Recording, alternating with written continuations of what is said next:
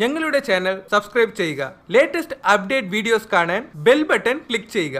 അപ്പോൾ നമ്മൾ ഇത്രയൊക്കെ പറഞ്ഞ സ്ഥിതിയിൽ മലയാളത്തിൽ കുറേ എഴുതുമ്പോൾ നമുക്ക് എങ്ങനെ എഴുതാം? അതായത് എഴുതുന്നതിൽ ചിഹ്നങ്ങൾ എവിടെ? ചിഹ്നനം എന്നൊരു സംഭവം. ചിഹ്നനം. ഈ ചിഹ്നനം എന്ന് പറഞ്ഞാൽ വാക്യങ്ങളുടെ അംഗാംഗി ഭാവത്തെ വിശദപ്പെടുത്തുവാൻ വേണ്ടി, അതായത് നമുക്ക് പറയാൻ വേണ്ടിയിട്ട് ആവശ്യമായ ചിഹ്നങ്ങൾ ചേർക്കപ്പോൾ നിർത്തേണ്ട അടുത്ത് നിർത്തുക, ചോദ്യചിഹ്നൻ്റെ അടുത്ത് ചോദ്യചിഹ്നം ഇടുക. അപ്പോൾ ഇൻവേർട്ടർ കോമ, നമ്മൾ ഇംഗ്ലീഷിൽ പറയും ഇൻവേർട്ടർ കോമ, അതൊക്കെ മലയാളത്തിൽ അതിൻ്റേതായ പേരുകളുണ്ട്. അപ്പോൾ അതെന്താണെന്ന് നമുക്കൊന്ന് പരിചയപ്പെടാം. ഈ ചിഹ്നനം എന്താണെന്നൊന്ന് പരിചയപ്പെടാം. മലയാളത്തിലും ചിഹ്നങ്ങളുണ്ടെന്നുള്ള അറിയാലോ. അപ്പോൾ നമ്മൾ കുത്ത്, കോമ, അതുപോലെ ചിരിക്കുന്ന സമയത്ത് ചിരിക്കാൻ ഉപയോഗിക്കുന്ന എന്നൊക്കെ ഉപയോഗിക്കുമ്പോൾ ഉണ്ടാകുന്ന എവിടെയാണ് ഉപയോഗിക്കേണ്ടത് എന്നാണ് ഇവിടെ ഈ ചിഹ്നനത്തിൽ കൂടി മനസ്സിലാക്കി തരുന്നത്. അപ്പോൾ ഒന്നാമത്തത് അങ്കുശം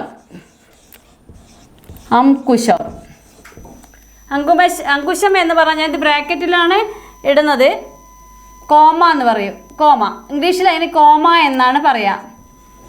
ഈ ഇംഗ്ലീഷിൽ ഇംഗ്ലീഷിൽ കോമ എന്ന് പറയുന്നതാണ് മലയാളത്തിൽ. അങ്കുശം എന്നൊന്നും ആരും പ്രയോഗിക്കാറില്ല. എങ്കിലും നമ്മൾ മലയാളികൾ എന്ന നിലയിൽ, മലയാളം പഠിക്കുന്ന വിദ്യാർത്ഥികൾ എന്ന നിലയിൽ, മലയാളം അറിയുന്നവർ എന്ന നിലയിൽ നമുക്കിതും കൂടി എന്താണ് കോമ എന്നത്? അങ്കുശം എന്നാണ്. അതായത് ഇതാണ് കോമ. ഒരു കോമഡ എന്ന് പറയില്ലേ, ഒരു പദം എഴുതിയിട്ട് ഇത് വായിക്കുന്ന അവസരത്തിൽ അല്പം നിർത്തണമെന്ന്, അതായത് ഒന്ന് എന്തെങ്കിലും ഒന്ന് നമ്മൾ വായിച്ചുകൊണ്ടിരിക്കുന്ന സമയത്ത് അല്പം നിർത്തണമെന്ന് കാണിക്കും. അല്പം നിർത്തണം, അത് പൂർണ്ണമായിട്ടല്ല, അല്പം നിർത്തണം എന്ന് മാത്രം കാണിക്കുന്നതിനാണ് കോമ അല്ലെങ്കിൽ അങ്കുശം. ഇംഗ്ലീഷിൽ കോമ എന്ന് പറയുന്ന അങ്കുശം എന്ന് പറയുന്നത് ഒന്നാമത്തത്. രണ്ടാമത്തത് ബിന്ദു. ഇത് നമുക്കറിയാം. ബിന്ദു എന്ന് പറഞ്ഞാൽ പൂർണ്ണവിരാമം എന്നാണ്. കുത്ത് അല്ലേ, ഇങ്ങനെ അത് കഴിഞ്ഞു. ഇംഗ്ലീഷിൽ പറയും സ്റ്റോപ്പ് എന്ന് പറയും. ഫുൾ സ്റ്റോപ്പിനാണ് ബിന്ദു. പൂർണ്ണവിരാമം.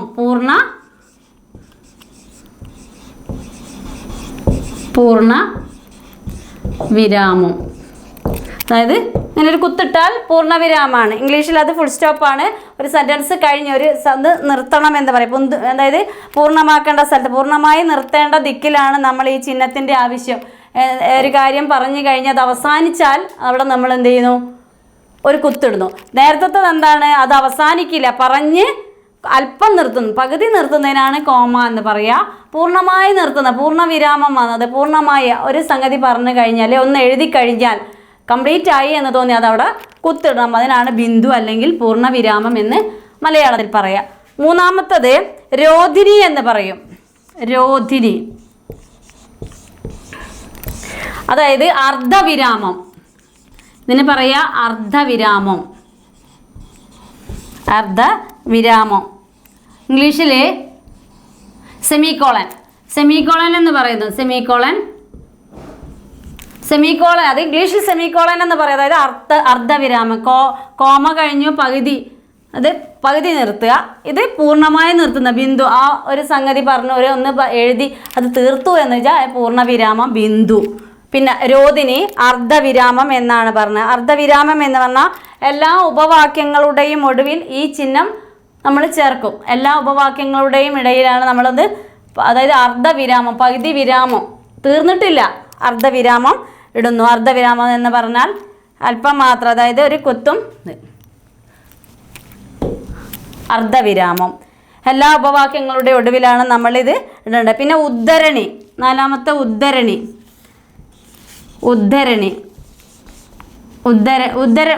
നമുക്കറിയാം. നമ്മൾ കൊട്ടേഷൻ, നമ്മൾ മറ്റുള്ളവരുടെ വാക്യങ്ങൾ എടുത്തിട്ട് ഉപയോഗിക്കും. അപ്പോൾ കൊട്ടേഷൻ എന്ന് ഇംഗ്ലീഷിൽ പറയാം. അതായത് ഇങ്ങനെ ഉപയോഗിക്കുന്നതിനാണ് ഉദ്ധരണി. ആരോ പറഞ്ഞ വാക്യങ്ങളെ എടുത്തിട്ട് നമ്മൾ ഉപയോഗിക്കുമ്പോൾ അത് മറ്റാരുടെയോ വാക്യങ്ങളായിരിക്കും, പക്ഷെ അതെടുത്തിട്ട് നമ്മൾ ഉപയോഗിക്കുമ്പോഴാണ് ഈ ഉദ്ധരണി. അതിന് മലയാളത്തിൽ ഉദ്ധരണി എന്ന് പറയും, ഇംഗ്ലീഷിൽ കൊട്ടേഷൻ. ഇതിനൊക്കെ ഇംഗ്ലീഷിൽ എല്ലാവരും പ്രയോഗിക്കാൻ വേഗം കഴിയും. ഇപ്പം കോമയായാലും സെമിക്കോളൻ ആയാലും അതേപോലെ തന്നെ ഫുൾ സ്റ്റോപ്പ് ആയാലും കൊട്ടേഷൻ ആയാലും നമ്മൾ ഇംഗ്ലീഷിൽ പറയും. അതിൻ്റെ ശരിയായ മലയാളത്തിൽ പറയുമ്പോൾ ഉദ്ധരണി എന്നും രോധിനി എന്നാണ്. അർദ്ധവിരാമത്തിന് സെമിക്കോളന് പറയുന്നത് രോധിനി എന്നാണ്. ബിന്ദു പൂർണ്ണവിരാമം, ഫുൾ സ്റ്റോപ്പ് പറയുന്നു. കോമ, അങ്കുശം, ഇതൊന്നും നമ്മൾ സാധാരണ പ്രയോഗിക്കാറില്ല. അങ്കുശം എന്നൊന്നും നമ്മൾ പ്രയോഗിക്കാറില്ല. എന്നാൽ ഇങ്ങനൊരു വാക്കാണ് ഇതിന് കോമ എന്നതിനെ മലയാളത്തിൽ നമ്മൾ പ്രയോഗിക്കുന്നത്. അടുത്തത് അഞ്ചാമത്തത് കാകു. കാഗു എന്ന് പറഞ്ഞാൽ ചോദ്യചിഹ്നം. നമ്മൾ ഇങ്ങനെയുള്ള ഒരു പ്രയോഗമല്ലേ ചോദ്യചിഹ്നം. ഇൻട്രോഗേഷൻ പോയിന്റ് എന്ന് ഇംഗ്ലീഷിൽ പറയും. അത് ചോദ്യചിഹ്നം. ഇത് ചോദ്യത്തെയാണ് കാണിക്കുന്നത്. ഇത് നമുക്ക് ഒഴിച്ചുകൂടാൻ കഴിയാത്ത ഒന്നാണ്. ചോദ്യത്തേക്കാണ്. എല്ലാ ചോദ്യ പേപ്പറിലും എല്ലാത്തിലും നമ്മൾ ചോദ്യങ്ങൾ ഉണ്ടാവുന്നു. ആ ചോദ്യം, ഈ ചോദ്യചിഹ്നത്തിനാണ് കാഗു എന്ന് പറയുക. ഇൻട്രോഗേഷൻ പോയിന്റ് എന്ന് ഇംഗ്ലീഷിൽ പറയും. ഇത് ചോദ്യത്തെ കാണിക്കുന്നു. ഈ ഇൻട്രോഗേഷൻ പോയിന്റിനാണ് കാഗു, മലയാളത്തിൽ കാഗു എന്നാണ് പറയുക. ആറാമത്തത് വിക്ഷേപിണി.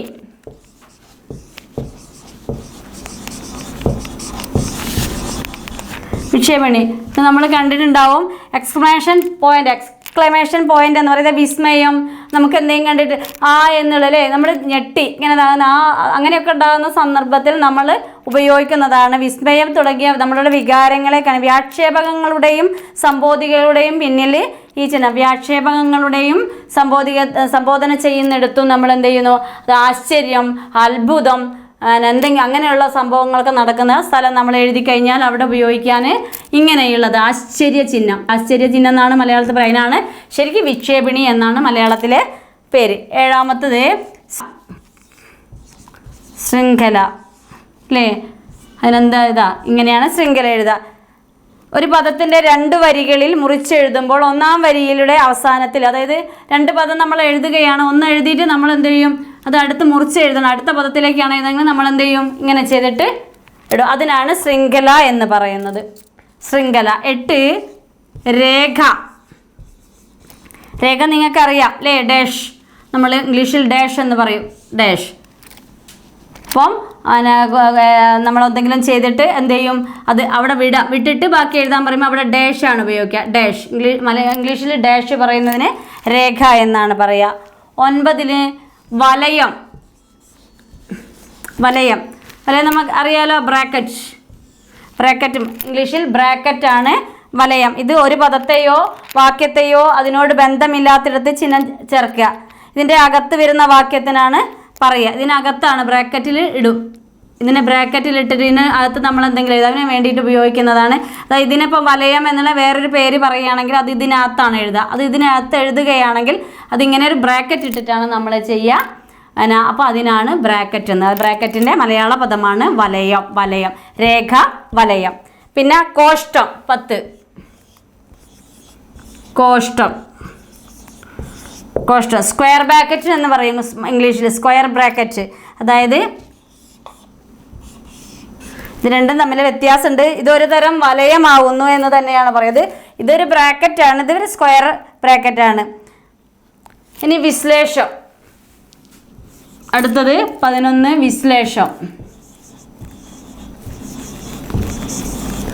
വിശ്ലേഷം. അപ്പം ഇതിലൊരു ബ്രാക്കറ്റ് ഇട്ടിട്ട് ഇതിൽ ഇങ്ങനെ ഒരു കോമ വരും. അതൊരു ശരിക്കും കോമ എന്ന് തന്നെയാണ് പറയുക. കോമ, ഇംഗ്ലീഷിൽ കോമ. ഫസ്റ്റിൽ തന്നെ നമ്മൾ അങ്കുശം എന്ന് പഠിച്ചിട്ടുണ്ട്. അതിൻ്റെ അത് വേറൊരു രൂപമാണ് ഈ കോമ വരുന്നത്. ഇങ്ങനെ കോമ ഇടുന്നത്, അതായത് ഇങ്ങനെ ഒരു കോമ ഇടുക. ഇതൊരു തരം അങ്കുശം തന്നെയാണ്. ഒരു വരിയുടെ മുകളിലാണ് ഇതിടുക. ഒരു ചിഹ്നത്തിൻ്റെ മുന്നിലും പിന്നിലുമായിട്ടും ഇത് ഉപയോഗിക്കുന്നുണ്ട്. അതിനാണ് കോമ. വിശ്ലേഷം ഒരു തരത്തിൽ പറഞ്ഞാൽ അങ്കുശം തന്നെയാണ് കോമ. അപ്പം നല്ലോണം എന്ന് എഴുതുകയാണ്. നമ്മൾ നല്ലവണ്ണം എന്നുള്ളൊരു വേർഡ് എഴുതുമ്പോൾ നല്ലവണ്ണം ഇത് എഴുതിയിട്ട് നമ്മൾ നല്ലോണം എന്ന് എഴുതുകയാണെങ്കിൽ നല്ലോ എന്ന് എഴുതിയിട്ട് ഇവിടെ ഒരു ഇത് നല്ലോണം. കേട്ടോളൂ എന്തോ അവിടെ കേട്ടോളൂ, അതെന്തോന്ന് കേൾക്കാൻ വേണ്ടിയിട്ടാണ്. അപ്പോൾ അവിടെ കേട്ടുകൊള്ളുക, നിങ്ങൾ കേട്ടുകൊള്ളുക എന്നുള്ള പദം കേട്ടോളൂ എന്ന് എഴുതുമ്പോൾ അവിടെ നമ്മൾ മേലൊരു കോമ, ഈ കോമ. ഇതിനാണ് നമ്മൾ വിശ്ലേഷം എന്ന് പറയുക. പിന്നെ 12 പ്രശ്ലേഷം.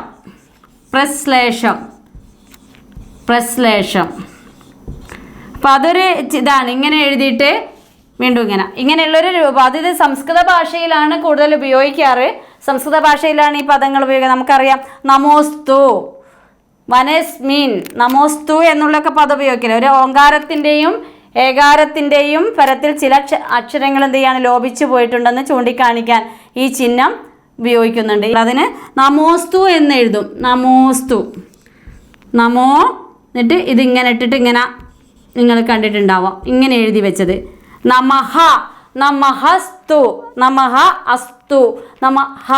ഈ നമ്മൾ നേരത്തെ പരിചയപ്പെട്ട ഈ ഹഹാരം, ഈ നമഃ അസ്തു ആണ്, നമഃ അസ്തു ആണ് നമോസ്തു. വനഃ വനേ അസ്മിൻ ആണ് വനേസ്മിൻ ആകുന്നത്. അതിന് വേണ്ടിയിട്ടാണ് ഈ പ്രയോഗം.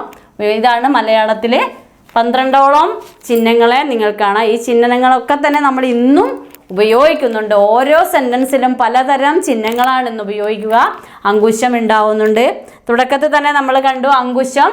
അപ്പോൾ ഇതൊക്കെ തന്നെ ഇംഗ്ലീഷിലും ഇതേ ഇതുണ്ട്. എല്ലാ ഇംഗ്ലീഷിലും മലയാളത്തിലും ഏത് ഭാഷയായിക്കോട്ടെ ഭാഷയിലും ചിഹ്നങ്ങൾ ഉപയോഗിക്കുന്നുണ്ട്.